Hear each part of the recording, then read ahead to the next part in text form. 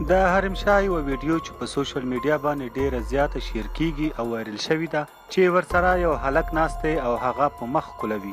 که غواړئ چې په ټول حقیقت باندې پوه شئ او دغه ویډیو هم کتل غواړئ نو دا ویډیو تر اخره وګورئ. دلته در سره ټول معلومات او هغه ویډیو هم شریکوم.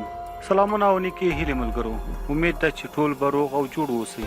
که نن سبا فیسبوک، ټیک ټاک او نور د سوشل میډیا اکاونټس خلاص کړئ نو یوه نیمه ویډیو یا تصویر چې ډیر مخې ته راځي او شیر شوی وي نو هغه به د حریم شاه وي. حریم شاه چې د یو ډیر غریب خاندان سره تعلق درلود او هیچا هم نه پیژندله او حتی چې خپلو نږدې ګاونډیانو هم نه پیژندله. خو بیا ټیک ټاک راغی او حریم شاه په ټیک ټاک باندې اکاونټ جوړ کړو او دا ټیک ټاک په اکاونټ کې به یې داسې خرابې او نازیبا ویډیوګانې جوړولې چې هغه یې زر تر زره د ټیک ټاک سټار جوړه کړه او نن سبا یې لویان او ماشومان ټول پیژني. ملګرو، حریم شاه چې نن سبا څومره مشهوره ده نو رښتیا هم داسې شهرت ډیرو کمو خلکو ته په لاس ورځي. خو د خلکو د ځان د شهرت او د ځان د مشهورولو دپاره ډیر داسې ناروا کارونه هم کړي دي چې حتی د هغې بیانول هم دلته مناسب نه ګڼم. که د دوبۍ شیخانو سره د دوی پروګرامونه او ویډیوګانې وي او یا هم که د پاکستاني سیاستمدارانو سره د دوی ویډیوګانې او نور کارونه وي نو همدا حریم شاه پکې اول نمبر او مخته یادیږي.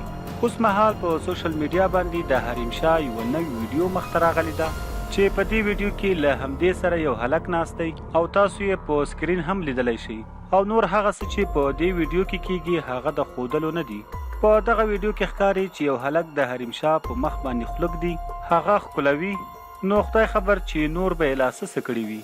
په ریپورټ کې ویل شوي دي چې دغه هلک سره د حریم شاه څه کوژدن نه ده شوي بلکې دا یې ملګری یا بای فرینډ دی. نو ملګرو، زموږ خوږ دین اسلام هیڅ مسلمان او هیڅ چاته هم دا اجازه نه ورکوي چې هغه دی بای فرینډ یا ګرل فرینډ وساتي او نه خو هم دا زموږ په تهذیب او معاشره کې شته. حریم شاه چې د یو خوا ځان ته مسلمانه او پښتنه وایي او بل خوا یې دغسې د مغرب کلچر خپل کړی دی او داسې ناروا ویډیوګانې جوړوي او بیا یې د خلکو د ګمراه کولو دپاره په سوشل میډیا اپلوډ کوي.